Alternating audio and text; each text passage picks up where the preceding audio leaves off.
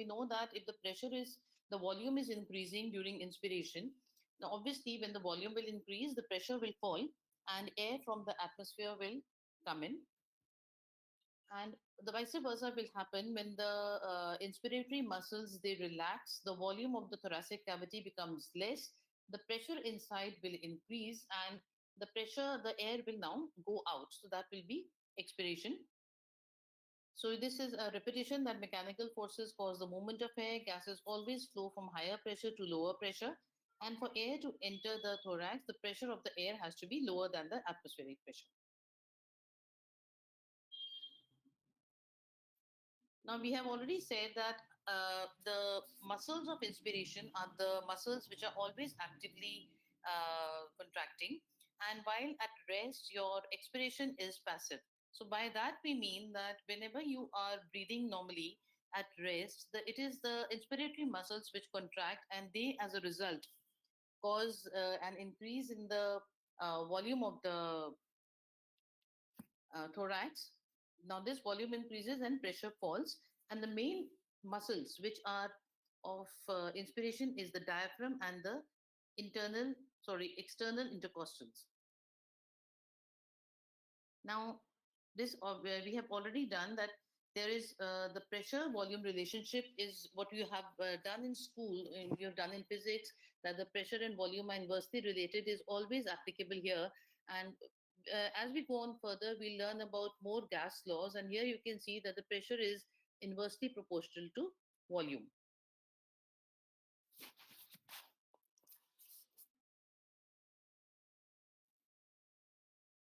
So we have some definitions which I would like to mention here. First is eupnea. Now, eupnea means EU. Whenever eupnea means, that means it is at rest. So, rhythmic breathing at rest, which consists of inspiration and expiration, is called eupnea. A respiratory cycle, again, now you know there's something called a cardiac cycle. So, here also we have a respiratory cycle, which consists of one inspiration followed by one expiration, and the total duration is 5 seconds. So, we have 3 plus 2, so 2 seconds inspiration, 3 seconds expiration, and this is of 5 seconds. Now, when you know the duration of the respiratory cycle, you can easily calculate uh, the respiratory rate. So, if in 5 seconds we have one respiratory cycle, so in 60 seconds, that means which is 1 minute, you will have around 12. So we always give a range in physiological variables. So it will be 12 to 14 breaths per minute is your respiratory rate, a normal respiratory rate of a normal healthy adult at rest. Obviously, if you're climbing stairs or you're doing exercise, then this will change. And again, the inspiration, as I earlier told you, is an active process. So we'll see what you mean by an active process. And at rest, the expiration is passive. So that means the expiratory muscles will not be working they will not be contracting actively during passive expiration, while during inspiration, the inspiratory muscles will be very actively contracting. Now, because we keep saying that it is all about the Boyle's law and the interchange of pressures, etc. So there are certain important pressures which you need to know about, and this also comes as a short note. And many times it is asked in the Viva also that what do you mean by the various pressures? Which pressures are important when you're talking about the mechanics of breathing? Obviously, first you have the atmospheric pressure. Now, all of you know atmospheric pressure is 760 mmHg, that is 1 atmosphere at sea level. But when we talk about it during our lecture classes, and for that matter, even in your on the clinical side, we take it as zero. So 760 is, we say it is zero, and all the other pressures which we will talk about, that हम उसको measure करेंगे और उसको हम depict करेंगे in relation to this zero. मतलब अगर कोई प्रेशर 761 है तो we will call it +1 mmHg. कोई प्रेशर 759 है तो that will be -1 mmHg. This is because this is a tradition which has been followed since long. और जो एटमॉस्फेरिक प्रेशर है, उस एटमॉस्फेरिक प्रेशर को हम 760 बोलते हैं, बट इट इज 760 और 1 atmospheric pressure at sea level, but for comparison we take it as zero. Then you have intrapulmonary and intraalveolar pressures, intrapleural or intrathoracic pressures, and transpulmonary or recoil pressures. So these are some of the important pressures here, and we will be discussing this just now.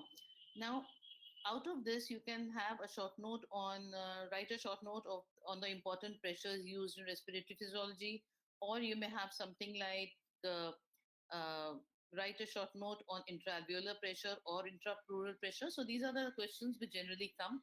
And as it is, even if a question doesn't come, you have to know these pressures very well.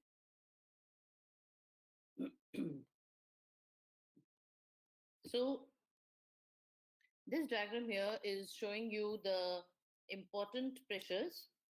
And now, before talking about the intrapleural and intrapulmonary pressure, here you can see in this diagram, as you all know, there are two lungs. And encasing the lungs, there are two layers of pleura. So, one layer of pleura, which is just exactly in close approximation to the lung, that will be your visceral pleura, as you can see here.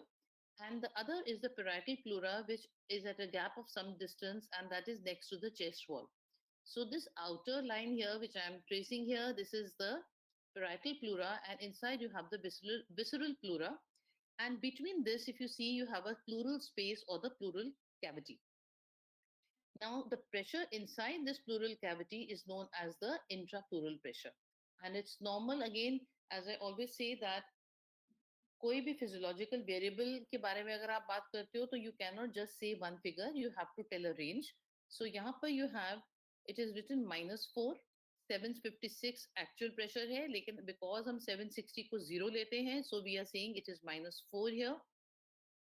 So the range is from -2 to -6 mmHg. That is the range of pressures for uh, intrapleural pressure, and that is always negative. So in the next slide, we will see why intrapleural pressure is always negative. Now, another pressure inside the lungs. Now, whenever the air has to enter from the atmosphere, it is going via the trachea, the bronchi, the bronchioles, and into the alveoli here. When the atmospheric pressure and the intrapulmonary pressure are equal, there will be no airflow.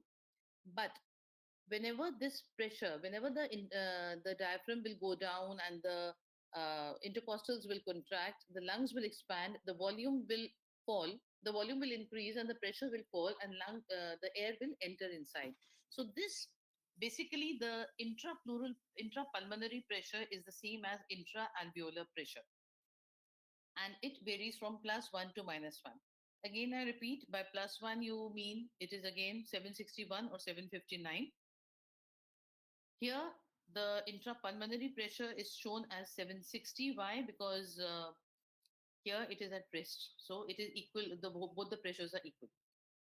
And then there is the third pressure, which is the transpulmonary or the recoil pressure. Now, this is, here we have shown, is the difference between intrapleural and intrapulmonary pressure. And this is around 4 mmHg. So it is basically the transpulmonary pressure and the negative intrapleural pressure, which is maintaining the lungs in an open position. So slightly tricky because we say that the lungs are very elastic, but they are also distensible. So here we will see why this intrapleural pressure is negative and how it helps maintain the lungs in an open state. So again, this diagram is important, and bar bar I tell you कि अगर आप कोई भी question का answer लिखते हैं, if you have a short note on intrapleural pressure or any of the pressures, it is always best to um, support your answer with a diagram. A well labeled diagram does wonders for your answer. Okay. Okay. So next, if we see here, now this diagram is showing the why the intrapleural pressure is negative. Now, shown here is the lung, and here this orange dots here. These are the ribs. And if you see that if you take out the lung from an animal and you keep it out, what will happen to the lung? It will collapse or it will occupy a smaller position. And that is what is defined as the elastic nature of the lung. So any substance or anything which tends to occupy its original position is known as elastic. So the original position for the lungs is it will towards inside. So there's a tendency of the lungs to go and occupy a smaller space. So they are elastic. On the other hand, the chest wall, which is outside the lungs, that has a tendency to go out. So they are two opposing forces which are acting here. और ये दोनों opposing forces की वजह से आपका जो intrapleural pressure है वो negative होता है. So this is a negative pressure inside the intrapleural space because um, it has two. The elastic recoil of the lung creates an inward pull, while the elastic recoil of the chest wall it pulls the chest wall outward. So here you have a negative intrapleural pressure which is always there. And again, if you have to write about the intrapleural pressure, you have to start with a normal value. It is minus 2 mmHg to minus 6 mmHg. And here now again, when we say that the lungs are elastic, so next question आता है lungs elastic क्यों हैं? वो डिस्टेंसिबल भी हैं, वो elastic भी हैं, बट इलास्टिक क्यों है? इलास्टिसिटी का मतलब अगर if you take the lungs out, they will occupy a smaller place or space or they will collapse. So this elastic nature of the lungs is due to the presence of surface tension, due to the presence of elastic fibers, and due to the arrangement of these fibers. Now, what do you mean by surface tension here? You all know what surface tension is, but because there inside an alveolus there is space and there is air, and this air has a the alveoli also is surrounded by a fluid layer. So this interface between the air and the water or the air and the fluid creates a surface tension which makes the alveoli collapse. That which makes there's a tendency for the alveoli to collapse and that contributes to the elastic nature. Then there are elastic fibers. Obviously, when there are elastic fibers, they will also cause contribute to the elastic nature of the lungs. And then there is the nylon stocking arrangement of these elastic fibers. क्या मतलब होता है nylon stocking arrangement? अगर आप कोई if you take uh, socks or something like that, if you take a stocking and if you stretch it, there's a crisscross arrangement of these of this nylon stocking arrangement, which increases the elasticity of the lungs. Also, the lymphatic system drains the pleural space. That also generates a negative pressure in the intrapleural space. So these are the reasons why the intrapleural pressure is always negative, going from a normal value of minus 2 mmHg to minus 6 mmHg.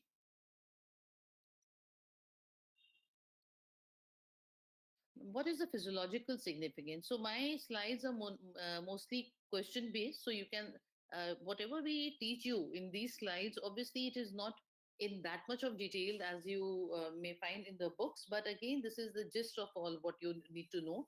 And whenever you sit and write an answer, आपका कोई key points होने चाहिए जो आपको पता है जिसपे आप you can elaborate. So here I'm giving you those key points, and you can always elaborate on them, right? Depending upon how many marks does the question carries. So the physiological significance of this negative intrapleural pressure, it controls the degree of inflation and deflation. That you'll understand much later. It increases the venous return. Obviously, it acts as a pump. So the lungs act as a pump. The negativity is going to pull the blood from the lower extremities. So it will increase the venous return. How do we measure it? There are two methods of measuring intrapleural pressure. One is obviously the direct method where if you put a needle into the pleural space and you can connect that to a manometer outside. So वो आपका pressure measure करेगा and you will get the pressure directly. But obviously आपको पता है needle डालना मतलब it's an invasive procedure. So we do not want to do an invasive procedure here. So what is generally done is an indirect method. Now here, to understand the indirect method, just go back जो हमने physiological anatomy करी थी, and if you remember जो trachea है उसके पीछे esophagus है, and पीछे उनके बीच में there's a trachealis muscle which is thin, and when the esophagus and the trachea they just go parallel downwards, and the lower end of the esophagus is very close to the pleural space. So that means if you measure the pressure in the lower end of the esophagus, that will reflect the intrapleural pressure. So indirect method में क्या होता है? There's a small intraesophageal balloon which is connected to a pressure measuring device. This the patient swallows and it goes at the lower end of the esophagus. और उसमें जो pressure आता है, that pressure more or less reflects the intrapleural pressure. So this is the indirect method of measuring the more popular method of measuring the intrapleural pressure. Now let us see the pressure changes which occur during a respiratory cycle. Again, pressure आपको पता है कौन-कौन से हैं? Respiratory cycle आपको पता है क्या है? Inspiration and expiration. So जो अब हम diagram के बारे में बात करेंगे, ये आपको as a question बहुत आता है. You are generally asked to um, uh, show the diagrammatically depict the changes of pressure changes during a respiratory cycle. So this is the diagram which is given in most of your books. और बड़ा simple सा diagram है but इसको you have to understand it. So अगर आप यहाँ पे देखो, हमने यहाँ पे वी मेड द लंग. तो यहाँ पे इंट्रा प्लूरल प्रेशर है, ये इंट्रा पल्मोनरी प्रेशर है. तीन ग्राफ्स दिख रहे हैं आपको. जो ऊपर वाली रेड लाइन है that is the intra pulmonary pressure, that means the pressure inside the alveoli. Then you have the intrapleural pressure, the green line, and then you have the blue bell-shaped curve, which is the tidal volume. So if you compare this, sorry, not compare, if you just see these graphs, so यहाँ पे आपका inspiration है और इसकी यहाँ पे आपका expiration है. So this totally completes a respiratory cycle and the duration here is 5 seconds. So this blue curve is depicting the volume of air which goes in and out during one respiratory cycle, that is 500 ml, और इसको हम क्या बोलते हैं? Tidal volume. So ये tidal volume है, this is 500 ml, and during this breathing in and breathing out, the intrapleural pressure remains negative throughout. So यहाँ पे आप देखो, this is -2 and this goes to -6. So it is negative throughout, while the intrapulmonary pressure changes from -1 to +1. So अगर intrapulmonary pressure आपका -1 है, तो obviously that means it is 759. और फिर बाहर एटमॉस्फेयर में कितना होगा प्रेशर? 760. तो एयर अंदर आएगी. अब ये हम बात कर रहे हैं when we are the person is breathing at rest. Now this can even go to -3 or -4 if you do a deep breath, if you take a deep breath.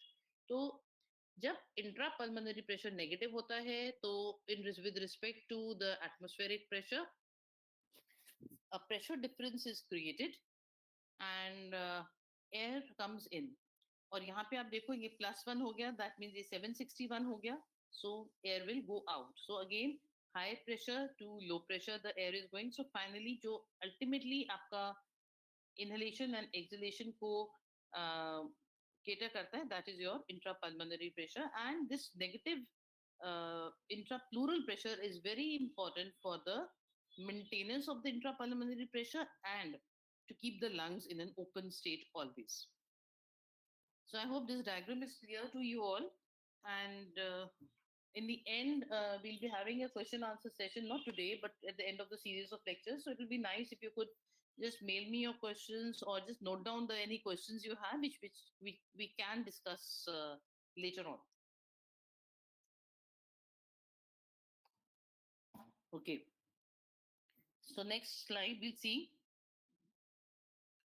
what are the factors affecting intrapleural pressure. Now, at the outset only, I want to tell you these are the very factors which will affect intrapulmonary pressure also. So we have physiological and pathological factors. So first is the physiological factors. You have old age. So old age के साथ elasticity कम हो जाती है और intrapleural pressure will increase. Deep inspiration. Now, if you deeply inspire, the intrapleural pressure decreases. मतलब it can go to as much as 30 mm subatmospheric. मतलब अगर वो 752 था, 756 था, so it can go to 730 mmHg also. There is something called Muller's maneuver, which is again I'll explain it to you in the next slide. And then there is something called the Valsalva maneuver, which again I'll show you a small clip. So Valsalva maneuver is the same maneuver which we do if you're flying in an aircraft और आपके कान बंद हो जाते हैं. You just your parents or anybody must have told you कि आप नाक बंद करके blow करो and the popping sound comes and your ears open, the eustachian tubes open. So that is the Valsalva maneuver. That is forceful exhalation against a closed glottis. And opposite of this is Muller's maneuver, that is forced inspiration against a closed glottis with your nose closed. So here you are just attempting to inspire but not actually inspire. In Valsalva, you are attempting to expire or throw out air but not actually do it. अब वैलसेल्वा manoeuvre में that is sudden forceful expiratory movements को भी हम compare कर सकते हैं like cupping during defecation. So the intrapleural pressure can increase by 60 to 70 mmHg. That means it can go up to 820 or 830 mmHg. So we have to remember this minus 80 and plus 60 का क्या मतलब होता है. So um, this will happen. So the maneuvers here are just I have told you because we do not actually do this maneuver, but Valsalva ka again, if you're straining at stools or if you are cupping or vomiting, then this you will see the same effect.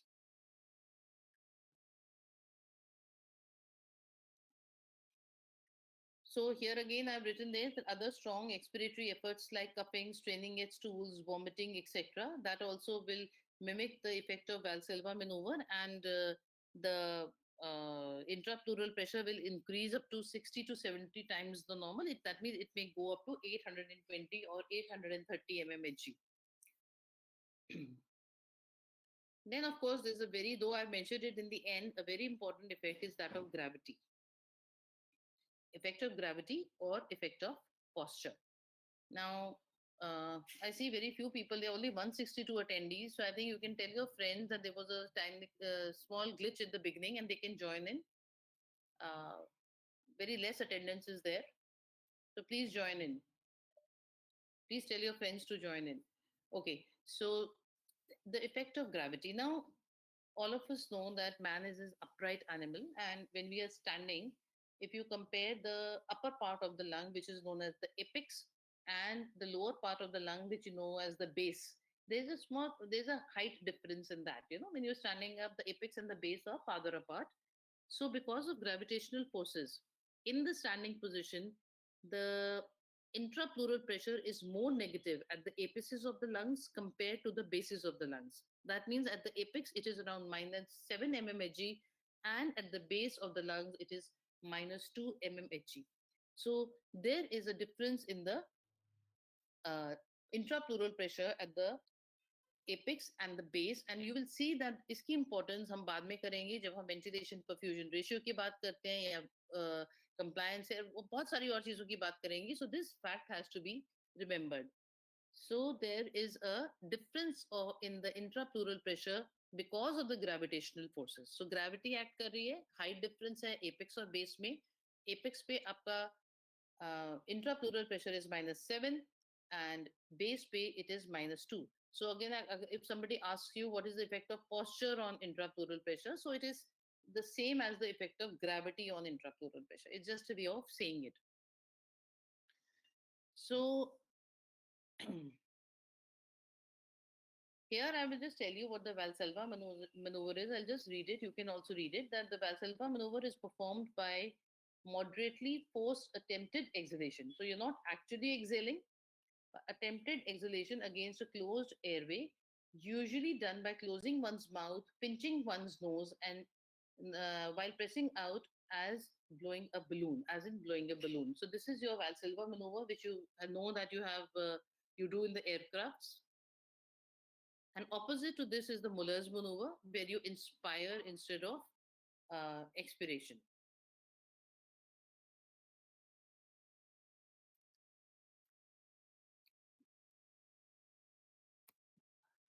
I know this is not working. This was a small, yeah.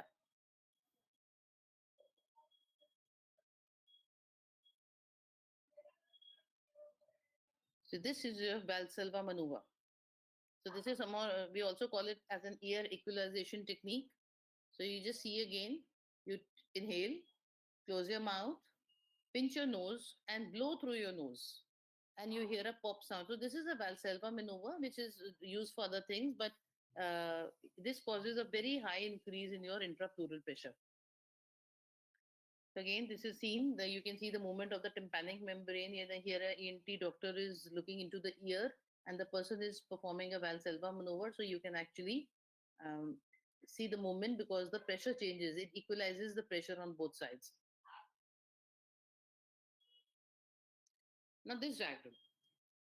I will be coming back to this diagram again and again in my lectures because इससे बहुत सारी चीजों की आपको solution मिलता है and you understand a lot of things. Now, as I told you, the effect of gravity or the effect of posture on the lungs can be likened to the effect of gravity on a vertical spring. तो अगर आप यहाँ पे देखो, ये दो spring हमने रखे हैं.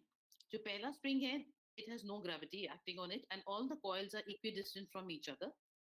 While in the second spring, if you see that gravity is acting and the rings of the spring on the top, they are farther apart and the rings of the spring in the lower in the base part are closer together. So this is what is happening in the lungs also. So alveoli at the apex of the lung are more distended than alveoli at the base of the lung, and this is happening because of the more negative intrapleural pressure at the apex as compared to the base of the lung. So a very important part. I mean, for students who are not attending the lecture, they will never be able to understand why the where alveoli are more distended at the apex while less distended at the base. So here, this is the effect of gravity. There is more negativity in the intrapleural pressure in the apex. Sorry. Because of that, if you just imagine a balloon, and if you create a negative force around outside the balloon will expand more. So that is why the alveoli at the apex are more expanded as compared to the alveoli at the base. Now, the pathological factors which affect intrapleural pressure. Now, now there's a disease called emphysema, which is in which there is a massive loss of elasticity of the lungs. So, loss or decrease of lung elasticity will increase the intrapleural pressure, and therefore the chest expands and becomes barrel shaped. So, this is loss of elasticity seen in emphysema. Pneumothorax or any condition where there is injury to the thoracic wall that will cause air to enter between the two layers of the pleura, as seen in a roadside accident or a rod going through the lung or a stab wound in the chest. So that will open the chest cavity to the atmospheric air. So atmospheric air will go inside and it will cause pneumothorax. So pneumo means air. So it will equalize the pressure. So the inside pressure will become equal to the atmospheric pressure, and this will cause the lungs to collapse. So this is called as pneumothorax. So again, a condition where the intrapleural pressure changes. Pulmonary fibrosis is also a condition where the elastic recoil increases rather than decreases, and that will cause a decrease in intrapleural pressure. Now, here it seems slightly confusing that why during fibrosis the elastic recoil is increasing, but because if we see हम elasticity को कैसे define करते हैं, then you will understand it. So elasticity is defined as the ability of a substance to retain its original position. So elastic in pulmonary fibrosis, elastic recoil is becoming more and the intrapleural pressure is decreasing. And this diagram here is showing the application of Boyle's law uh, in the mechanics of breathing. So there are two, one is inspiration, one is expiration. So for inspiration to occur, the volume has to increase, which is achieved by the muscles of inspiration. Here the diaphragm has gone down, the chest wall has gone outside because of the movement of the intercostals. The volume has increased, the pressure has fallen, say it is become -3 or 757, and outside it is 760 and air is coming in. And here again, if you, according to the Boyle's law, during expiration, the diaphragm goes the muscles come back to its normal position, or the expiratory muscles act during position. Pressure बढ़ा and air go out. So this is how the application of Boyle's law to the mechanics of breathing it can be seen here. You just look at the diagram.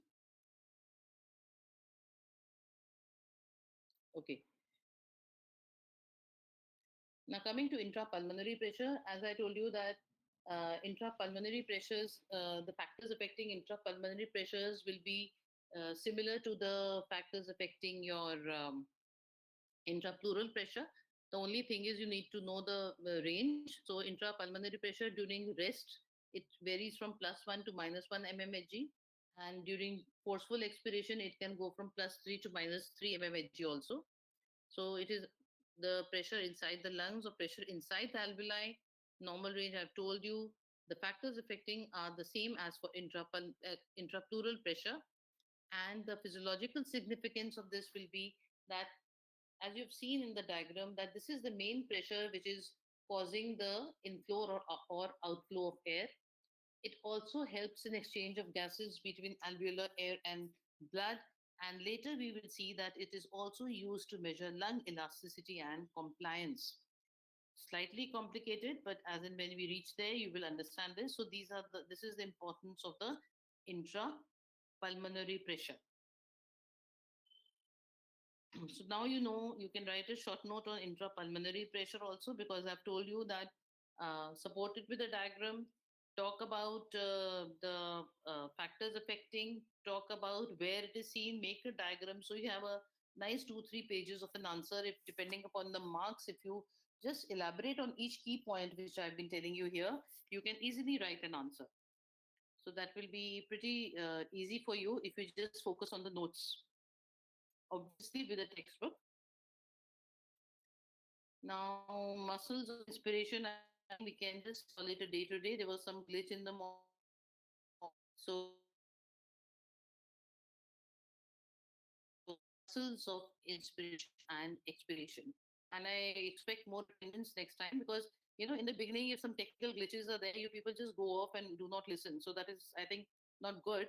You should be just wait, patience. Patience is the key. Okay, thank you. Have a great day.